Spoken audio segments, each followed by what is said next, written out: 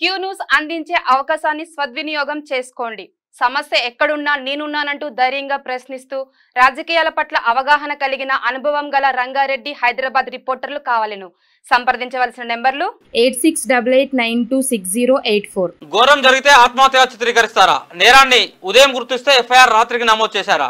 Medical college principal పోలీసులు ఏం చేస్తున్నారు? ఆగ్రహం వ్యక్తం చేసిన సుప్రీంకోర్టు మహిళల భద్రత కోసం చర్యలు. 10 మంది డాక్టర్లతో జాతీయ టాస్క్ ఫోర్స్ ఏర్పాటు. 3 వారాల్లోగా మధ్యంతర నివేదిక తయారు చేయాలి. 2 నెలల్లోగా తుది నివేదిక సమర్పించాలని సుప్రీంకోర్టు నిన్న కామెంట్ చేసింది. ఇక సంజయ్ రాయ్ని వృత్తి అండి, అతను మంచివాడు కాదని నిందితుడి అత్త చెప్పింది.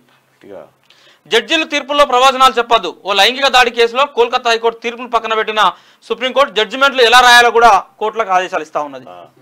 సో జ్యుడిషియల్ మీద కూడా కామెంట్ చేయాల్సిన పరిస్థితి. ఎందుకంటే జ్యుడిషియర్లో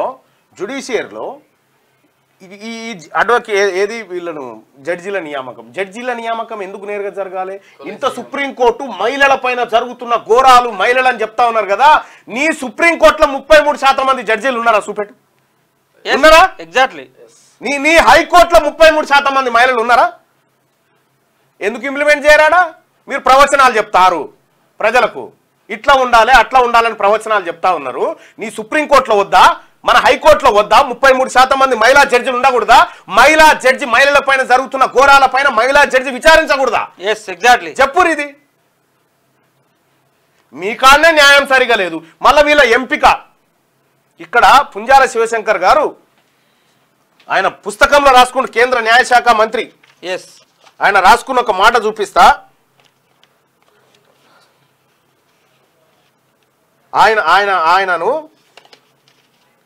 ఆయన హైకోర్టు జడ్జి కావడానికి రాష్ట్ర అసెంబ్లీ శివశంకర్ అనే నేను సభలో నగరం జడ్జిగా నా అడుగులు వెనక్కు లాగిన కులవేక్ష 95 పేజ్ నెంబర్ 95. జడ్జిలో నా అడుగు జడ్జిగా ఇది చూడురిగో, జడ్జిగా నా అడుగులు వెనక్కు లాగిన కుల వివక్ష. ఇది పుంజాల శివశంకర్ గారు ఒక బీసీ బిడ్డ ఆయన బయోగ్రఫీలో రాసుకున్నటువంటి మాట. కుమరయ్య గారు నా పేరుని హైకోర్టు న్యాయమూర్తిగా సిఫార్సు చేస్తున్నానని చెప్పినప్పుడు నేను ఆనందంలో మునిగిపోయాను. కుమరయ్య అనేటువంటి ఒక ఆ ప్యానల్లో ఉన్నాడు, కొలీజియంలో ఉన్నటువంటి ఒక బీసీ బిడ్డ ఇంకో బీసీ బిడ్డను జడ్జిని చేయడానికి పేరు సిఫార్సు చేస్తే వెంటనే ఆంధ్రప్రదేశ్ హైకోర్టులో ఉన్న న్యాయమూర్తులందరి జాబితా తీసుకొని విశ్లేషించడం మొదలు పెట్టాను. ఏమిటి నా విశ్లేషణ?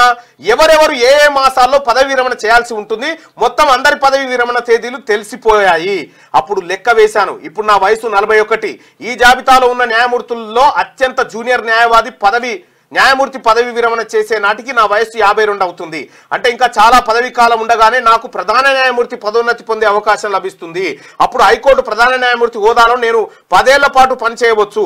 ఒకవేళ ఆ సమయంలో సుప్రీంకోర్టు న్యాయమూర్తిగా పదోన్నతి పొందితే అతి చిన్న వయసులో సుప్రీంకోర్టు ప్రధాన న్యాయమూర్తిని కూడా కావచ్చు.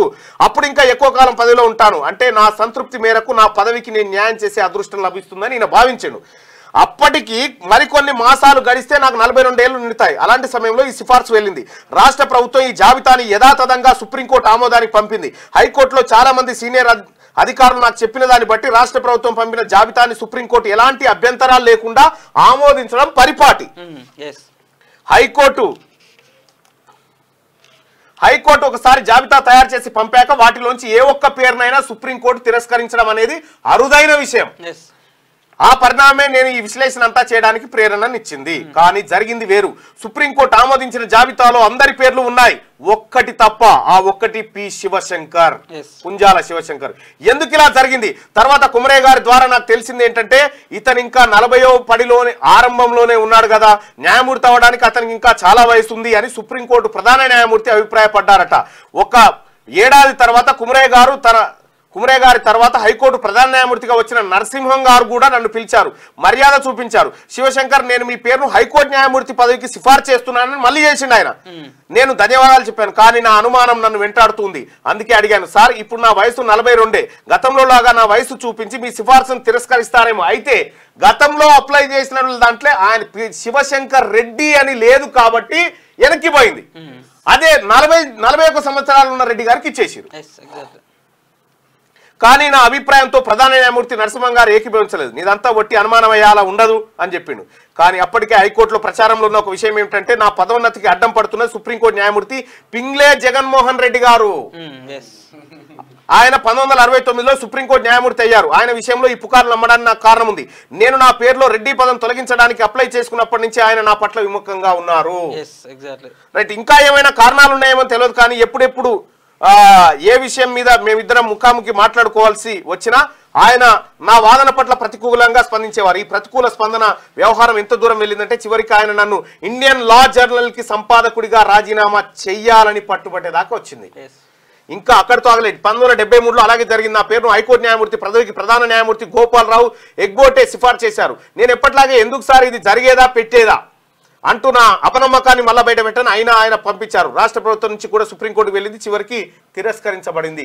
ఒక బీసీ ఓడు హైకోర్టు న్యాయమూర్తి కావడానికి ఇగో ఇన్ని అడ్డంకులు, ఇన్ని ఆటంకాలు ఉంటాయి.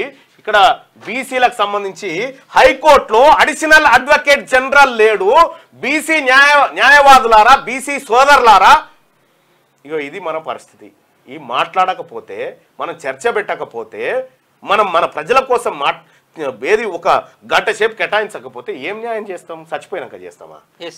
క్యూ న్యూస్ అందించే అవకాశాన్ని సద్వినియోగం చేసుకోండి. సమస్య ఎక్కడున్నా నేనున్నానంటూ ధైర్యంగా ప్రశ్నిస్తూ రాజకీయాల పట్ల అవగాహన కలిగిన అనుభవం గల రంగారెడ్డి హైదరాబాద్ రిపోర్టర్లు కావాలను సంప్రదించవలసిన నెంబర్లు 8688926084.